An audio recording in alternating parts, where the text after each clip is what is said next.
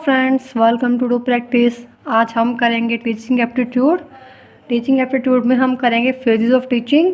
Phases of teaching जो है most important topic है हमारे टीचिंग एप्टीट्यूड सीरीज से। जो फेजेस ऑफ टीचिंग है वो उसका क्वेश्चन हमें मोस्टली टीचिंग एग्ज़ाम में देखने को मिलेगा कि हमारी टीचिंग की कौन कौन सी फेजेस होती हैं।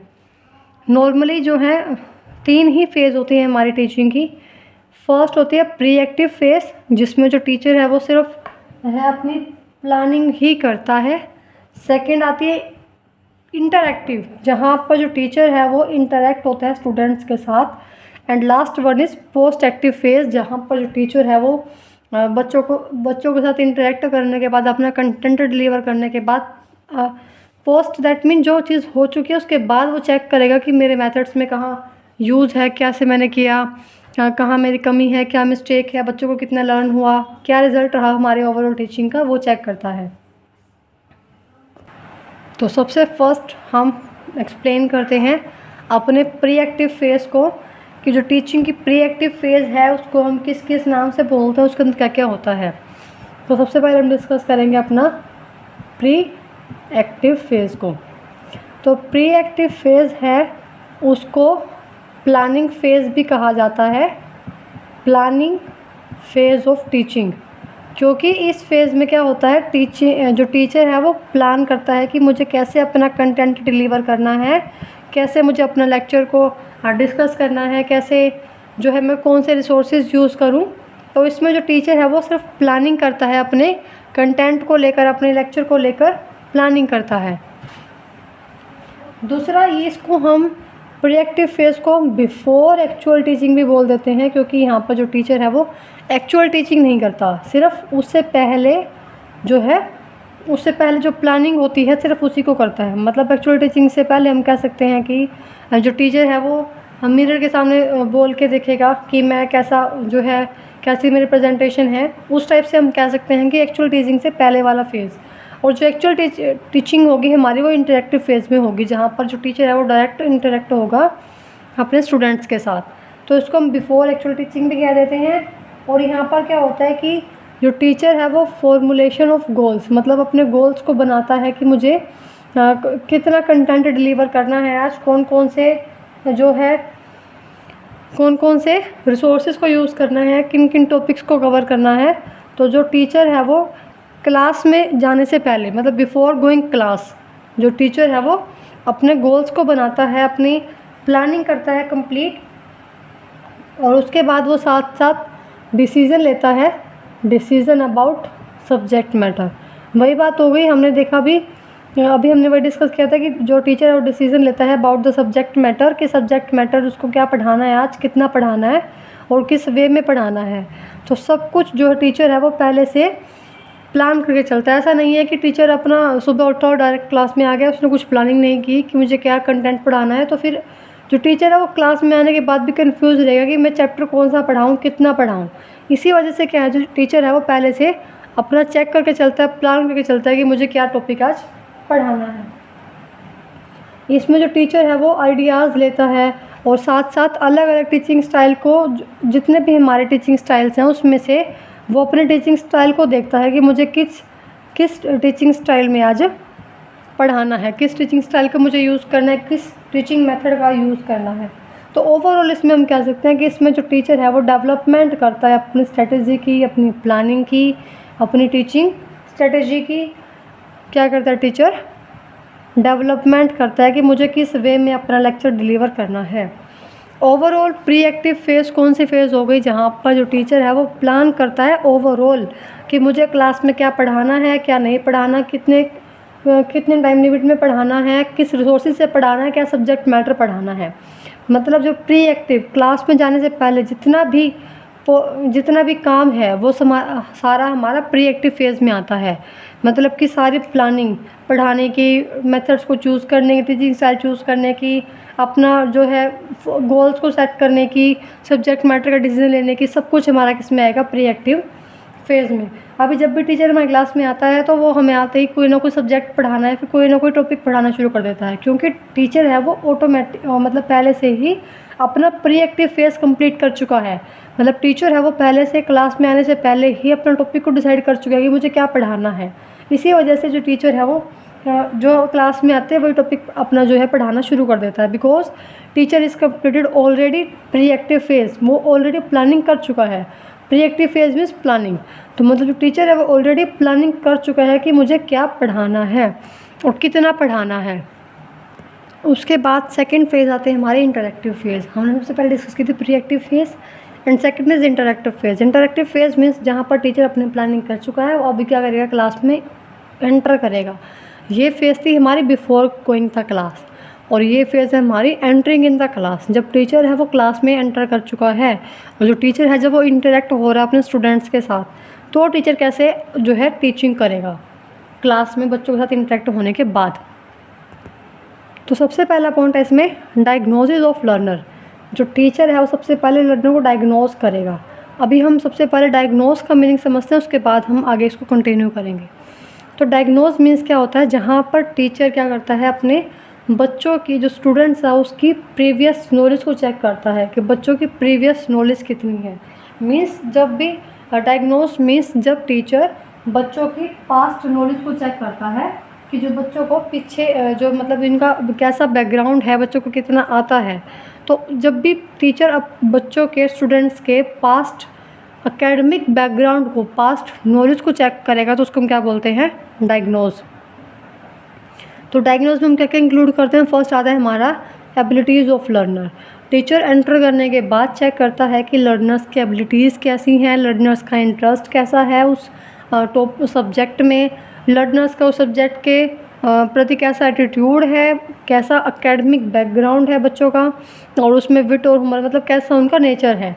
तो डायग्नोज मीन्स जब भी टीचर क्लास में एंटर करेगा सबसे पहले वो यही चेक करता है कि बच्चों की पास्ट नॉलेज कितनी है, बच्चों में कितनी एबिलिटीज़ हैं, बच्चे कितने इंटरेस्टेड हैं उस सब्जेक्ट के बारे में सीखने के लिए, कैसा उनका एटीट्यूड है। जब तक टीचर्स को इन सभी चीज़ों के बारे में नहीं पता होगा तो वो अपनी टीचिंग को इफेक्टिव कैसे बनाएगा। अभी टीचर को पता ही नहीं है कि बच्चे का उस सब्जेक्ट में इंटरेस्ट है या नहीं है, तो फिर टीचर जो है वो कैसे अपने मेथड्स को चेंज करेगा, कैसे उनको किस वे में उनको पढ़ाएगा, जब तक कोई टीचर को यही नहीं पता कि कैसा उस बच्चे का इंटरेस्ट है।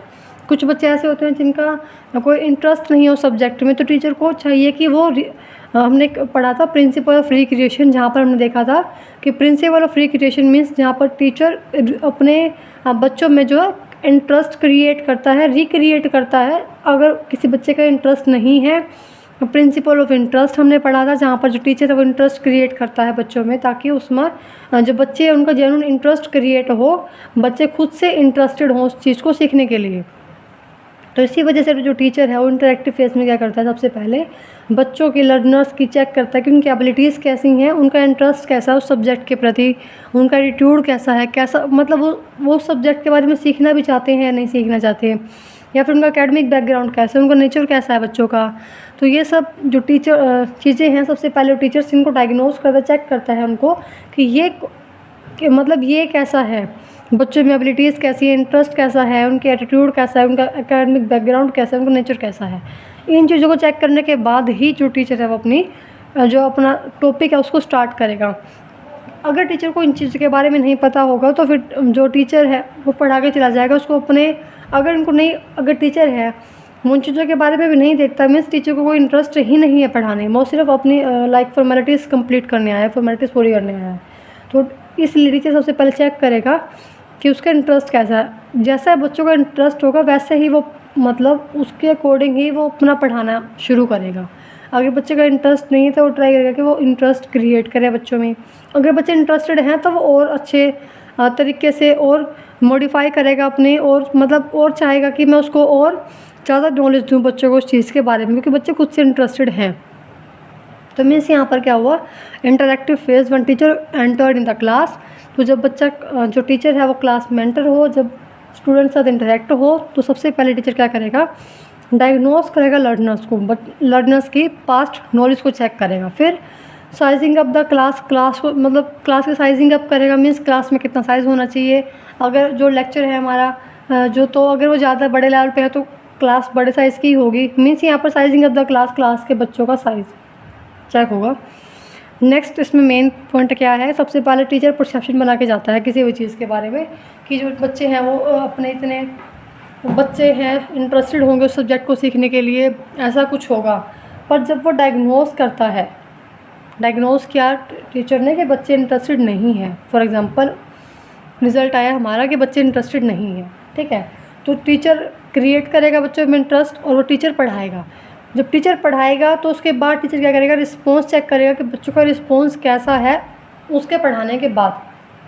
तो मेन इंटरेक्टिव फेज़ में हमारा क्या हुआ कि सबसे पहले टीचर कोई परसेप्शन बना के गया क्लास के अंदर कि ऐसा जो है हमारा बच्चे होंगे, मतलब ऐसे बच्चे सीखने के लिए इंटरेस्टेड होंगे। फिर जब टीचर ने क्लास को डायग्नोस किया, टीचर्स ने बच्चों की पास्ट नॉलेज को चेक किया, तो टीचर को पता लगा कि ना तो बच्चे इंटरेस्टेड है, ना बच्चे के पास उस सब्जेक्ट के लिए कोई पास्ट नॉलेज है। तो फिर टीचर अपना रिस्पॉन्स, जो टीचर है अपनी टीचिंग करेगा सबसे पहले, उसके बाद रिस्पॉन्स चेक करेगा कि बच्चों का रिस्पॉन्स कैसा है उसकी टीचिंग के बाद, बच्चे इंटरेस्टेड हैं, हुए नहीं हुए, बच्चों को कुछ समझ में आ रहा है कि नहीं आ रहा। सबसे पहले वो डायग्नोस करने के बाद ही रिस्पॉन्स चेक करेगा। अगर टीचर ने डायग्नोस ही नहीं किया, टीचर को नहीं पता चला कि इंटरेस्ट है कि नहीं है, तो फिर जो टीचर है उसकी टीचिंग इतनी सक्सेसफुल नहीं होगी, इफेक्टिव भी नहीं होगी। इसलिए सबसे पहले टीचर डायग्नोस करेगा, उसके बाद रिस्पॉन्स चेक करेगा कि उसके पढ़ाने के बाद मीन्स जितनी उसने चेक की, जितनी उसने पास्ट नॉलेज चेक की, उसके बेसिस पर वो पढ़ाएगा। उसके बाद वो चेक करेगा कि उसका रिस्पॉन्स कैसा टीचिंग का, बच्चे कितना सीखे हैं कितना नहीं सीखे। तो ये हमारी दो फेज़ थी, प्रिएक्टिव फेज़ जहाँ पर प्लानिंग करता है बिफोर गोइंग द क्लास, और इंटरैक्टिव फेज़ जहाँ पर टीचर अपना लेक्चर डिलीवर कर रहा है, ठीक है। यहाँ पर टीचर ने अपना लेक्चर डिलीवर कर दिया, उसके बाद रिस्पॉन्स चेक कर रहा है। तो जब when enter in the class, जब टीचर है वो क्लास में एंटर हो जाएगा, उसके बाद का जो प्रोसेस है वो दे रखा है, ठीक है। अभी बच्चा टीचर सबसे पहले डायग्नोस करेगा लर्नर्स को, फिर उसके बाद जब वो अपना टीच करेगा, उसके बाद रिस्पॉन्स चेक करेगा। तो ये क्या हुआ हमारा इंटरैक्टिव फेज़, जहाँ पर टीचर इंटरैक्ट होगा अपने स्टूडेंट्स के साथ। लास्ट फेज़ है हमारी टीचिंग की post active phase. Post active phase जब टीचर अपना टीच करके जा चुका है। सबसे पहली फेज़ जब टीचर एंटर ही नहीं करता, सेकेंड फेज़ जब टीचर क्लास में एंटर करे अपना कंटेंट डिलीवर करना, और थर्ड फेज़ जब टीचर अपनी क्लास से कंटेंट डिलीवर करने के बाद जा चुका है। तो पोस्ट एक्टिव फेज़ में हमने देखा था कि वो हमारी एक जो है इवैल्यूएशन फेज़ होती है, मीन्स जहाँ पर टीचर इवैल्यूएट करता है खुद को कि मैंने कैसा टीच किया। तो वहाँ पर टीचर क्या करेगा, अपनी एप्रोप्रिएट टेस्टिंग डिवाइस को सेट करेगा। टेस्टिंग डिवाइस उस चीज़ के लिए, उसकी टीचिंग को टेस्ट करने के लिए, मीन्स बच्चे के रिस्पॉन्स को देखने के लिए टीचर अपने टेस्टिंग डिवाइस को सेट करता है। उसके बाद जो टीचर है उसको अगर कोई कमी लगती है अपने मेथड में, तो उसको फिर वो चेंज करेगा अपनी स्ट्रेटजी को, अपने मेथड्स को, जहाँ पे उसको नीड होगी उसको वो चेंज करेगा। मतलब सिंपल था प्रीएक्टिव फेज़, जहाँ पर टीचर प्लान करता है जाने से पहले का प्रोसेस सारा। तो टीचर सबसे पहले अपना प्लान करेगा, मुझे क्या पढ़ाना है क्या नहीं पढ़ाना, कितने कंटेंट में पढ़ाना है, कैसे मुझे डिलीवर करना है। सेकेंड इंटरैक्टिव फेज़, जहाँ पर टीचर अपना सब कुछ कंटेंट डिलीवर कर रहा है, बच्चों को डायग्नोस कर रहा है, बच्चों से जो अपनी उसने प्लानिंग की उसको इम्प्लीमेंट करा है। सीधी सी बात हम कह सकते हैं कि प्रीएक्टिव फेज़ जहाँ पर टीचर प्लान कर रहा है। Preactive phase it is a planning stage of teaching, जहाँ पर टीचर प्लान कर रहा है, ठीक है। सेकंड फेज़ हमारी इंटरैक्टिव फेज़ है। इंटरैक्टिव फेज़ दैट मीन जहाँ पर टीचर जो उसने प्लान किया है उसी को वो कर रहा है इम्प्लीमेंट। मतलब जब वो अपनी प्लानिंग को इम्प्लीमेंट करेगा, जब वो क्लास में जाएगा तो जो उसने प्लान किया, मुझे ये पढ़ाना है, ये पढ़ाना है, इतने टाइम में पढ़ाना है, इस रिसोर्स से पढ़ाना है, तो उन सभी प्लानिंग को वो इम्प्लीमेंट कर रहा है। जो जो उसने गोल बना रखे सबको इम्प्लीमेंट करेगा। And last one is post active phase. अभी जो उसने अपना प्लान को इम्प्लीमेंट किया, तो हम क्या करते हैं, प्लान को इम्प्लीमेंट करने के बाद इवैल्यूएट करते हैं कि हमारे प्लान का कैसा असर हुआ, कैसा उसका रिजल्ट आया। तो post active phase is the evaluation phase of teaching. Means जहाँ पर जो टीचर है वो इवैल्यूएट करता है अपनी टीचिंग को, अपने प्लान को, कि कैसा उसका रिजल्ट रहा। मीन्स वहाँ पे वही बात होगी कि जो टीचर है वो सेट करता है अपने टेस्टिंग डिवाइसेस को इवैल्यूएट करने के लिए, और उसको इवैल्यूएशन के बाद कुछ कमी लगती है तो उसको चेंज करेगा अपने टीचिंग स्ट्रेटजी को। तो ये हमारा सिंपल था प्रीएक्टिव फेज़, प्लानिंग फेज़, जहाँ पर टीचर प्लान करता है। इंटरेक्टिव फेज, जब टीचर इंटरेक्ट होगा बच्चों के साथ, अपने प्लानिंग को सबको इम्प्लीमेंट करके कंटेंट को डिलीवर करेगा। And last one is post active phase, जहाँ पर जो टीचर है वो इवैल्यूएट करेगा अपनी प्लानिंग को, अपनी टीचिंग को, कुछ कमी लगती है तो उसको चेंज करेगा। तो आई होप आप सबको समझ में आ गया होगा फेजेस ऑफ टीचिंग। बहुत सिंपल वे में हम डिस्कस किया है। तो फेजेस ऑफ टीचिंग क्या है, कितने टाइप के होते हैं? 3 टाइप के होते हैं, प्री एक्टिव, इंटरेक्टिव और पोस्ट एक्टिव। किस किस नाम से कहते हैं इनको, हमने वो भी डिस्कस किया। तो अगर आपको हमारी वीडियो पसंद आ रही है तो हमारी वीडियो को लाइक करें, चैनल को सब्सक्राइब करें और वीडियो को ज़्यादा से ज़्यादा शेयर करें। कोई डाउट है तो आप कमेंट में पूछ सकते हैं और आप हमें ईमेल भी कर सकते हैं। हमारी ईमेल आईडी आपको डिस्क्रिप्शन में मिल जाएगी।